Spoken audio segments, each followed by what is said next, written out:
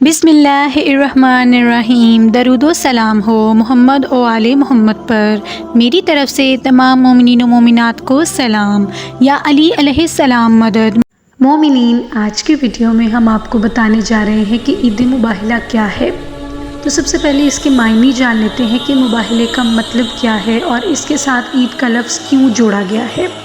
ईद मुबाहिला के मायने एक दूसरे पर लानत करने और बद्दुआ करने की हैं। 24 ज़िलहज्जा दीन इस्लाम की अजीम कामयाबी का दिन है। इस दिन रसूल अकरम सल्लल्लाहु अलैहि वसल्लम ने निजरान से मुबाहिला किया, इसीलिए हम इस दिन को ईद मुबाहिला के नाम से याद करते हैं।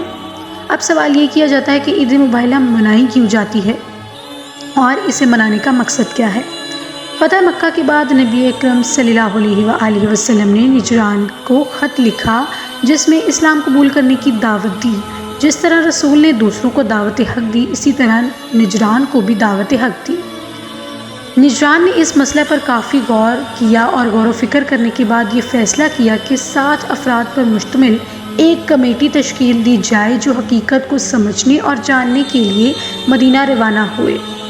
निजरान का ये काफ़िला बड़ी शान व शौकत और फ़ाखरा लिबास पहने हुए मदीना मुनव्वरा में दाखिल होता है। कारवां पैगम्बर इस्लाम के घर का पता पूछता है। मालूम होता है कि पैगम्बर अपनी मस्जिद में तशरीफ़ फरमा है। कारवां मस्जिद में दाखिल होता है, नबी अकरम के पास आता है। नबी अकरम उनके सलाम का जवाब नहीं देते। नबी अकरम जब इनके सलाम का जवाब नहीं देते, ना उनसे कलाम करते हैं, वो लोग मौला अली के पास आते हैं और कहते हैं कि रसूल अकरम ने हमसे कलाम क्यों नहीं की।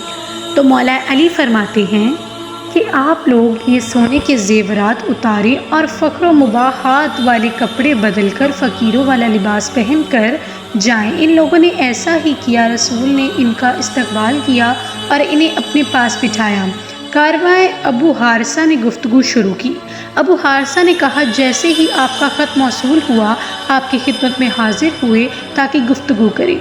अन हज़रत ने कहा, जी हाँ, वो ख़त मैंने ही भेजा है और दूसरे हुकाम के नाम भी ख़त भेज चुका हूँ और सबसे एक बात के अलावा कुछ नहीं मांगा है, वो ये कि शिर्क के अलावा को छोड़कर खुदाई वाहद के फ़रमान को कबूल करके मोहब्बत और तौहीद के दीन इस्लाम को कबूल करें।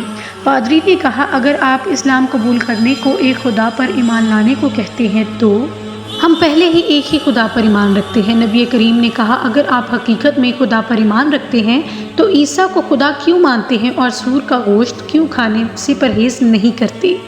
पादरी ने कहा, हमारे पास इस बारे में बहुत सारे दलाइल हैं।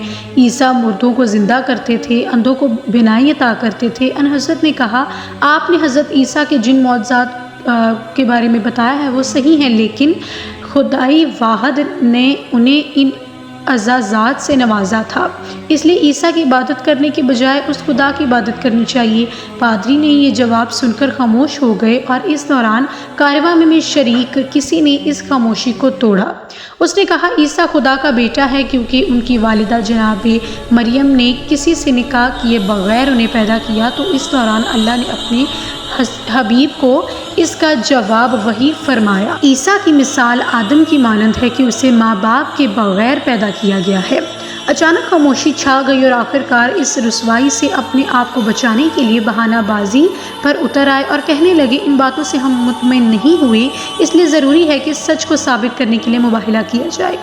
खुदा की बारगाह में दस्त दुआ हो के झूठों पर अजाब की दरख्वास्त करें। इनका ख्याल था कि इन बातों से नबी करीम इत्तफ़ाक़ नहीं करेंगे, लेकिन नबी करीम ने इत्तफ़ाक़ कर लिया तो बात मुबाहिले तक जा पहुँची। रसूल अकरम ने कहा, तुम अपने बेटों को हम अपने बेटों को बुलाते हैं, तुम अपनी औरतों को बुलाओ, हम अपनी औरतों को बुलाते हैं, तुम अपनी नफ्सों को बुलाओ, हम अपनी नफ्सों को बुलाते हैं और मिलकर मुबाहिला करते हैं और झूठों पर खुदा की लानत करते हैं।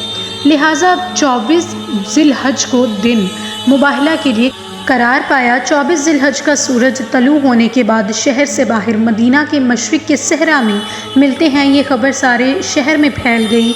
निजरान आपस में बहस करने लगे कि अगर आज मोहम्मद अपने सरदार के और सिपाहियों के साथ मैदान में हाजिर होते हैं तो समझ लेना कि वो हक़ पर नहीं हैं, और अगर वो अपने अजीज़ों को लेकर आते हैं तो समझ लेना कि वो अपने दावे में सच्चे हैं। اب ادھر پیغمبر نے اپنے بیٹوں کی جگہ امام حسن علیہ السلام اور امام حسین علیہ السلام کو لیا، خواتین کی جگہ حضرت فاطمہ الزہرا سلام اللہ علیہ کو لیا، اور نفسوں کی جگہ مولا علی علیہ السلام کو لیا۔ میدان مباہلہ کی طرف چلے گھر سے نکلے ہی تھے کہ کچھ اصحاب رسول کے پاس آئے اور کہا کہ اے رسول، ہم بھی آپ کے ساتھ مباہلے کے لیے چلیں گے، لیکن نبی کریم نے کہا کہ آج مجھے میرے رب کی طرف سے یہی حکم ہوا ہے کہ مباہلے کے لیے وہی چلے جائیں گے جو ابن انفسنا کی منزل پر فائز ہیں، لہٰذا تمام لوگ یہی رہو۔ پیغمبر امام حسن، امام حسین، جناب فاطمہ اور مولا علی کو لے کر میدان مباہلہ پہنچے۔ اب جو رسول میدان مباہلہ میں پہنچے تو نصرہ نجران کی صدائیں بلند ہونے لگیں اور کوئی کہنے لگا کہ دیکھو، رسول اپنے ساتھ اپنے عزیزوں کو لے کر آئے ہیں۔ اس بڑے پادری نے کہا، میں رسول کے ساتھ ایسی ہستیاں دیکھوں گا کہ اگر یہ پہاڑوں کو اشارہ کر دیں تو وہ اپنی جگہ سے حرکت کرتے ہوئے نظر آئیں گے، اگر یہ درخت کو اشارہ کر دیں تو درخت چلتا ہوا نظر آئے گا، اگر انہوں نے دعا کے لیے ہاتھ اٹھائے تو ہم اسی صحرا میں عذاب الہی میں مبتلا ہو جائیں گے اور ہمارا نام اس صفحہ ہستی سے مٹ جائے گا۔ لہٰذا انہوں نے مباہلہ نہیں کیا اور جزائے دینے کو تیار ہو گئے۔ اسی طرح حق کی باطل پر فتح ہوئی اور یہ اس دن کو عید مباہلہ کا نام دیا گیا۔ مومنین، اگر اس پورے واقعے کو صحیح طریقے سے سمجھا جائے، سوچا جائے تو اس میں دیکھا جا سکتا ہے کہ نبی کریم اپنی اہل بیت یعنی اپنے گھر والوں کو، عزیزوں کو لے کر، اپنی بیٹی، اپنے داماد یعنی بھائی، اپنے نواسے، اپنے بیٹوں کو لے کر مباہلہ کرنے کے لیے گئے، اور تمام مومنین کے لیے یہ بہت بڑی جیت ہے، بہت بڑی کامیابی ہے کہ مولا علی، نبی کریم، بی بی فاطمہ الزہرا، امام حسن و حسین جہاں گئے وہاں سے کامیابی حاصل کر آئے۔ اور یہ عید صرف مومنین کے لیے ہی نہیں بلکہ پوری امت مسلمہ کے لیے عید ہے، اور ہمیں یہ ضرور منانی چاہیے پورے حق سے۔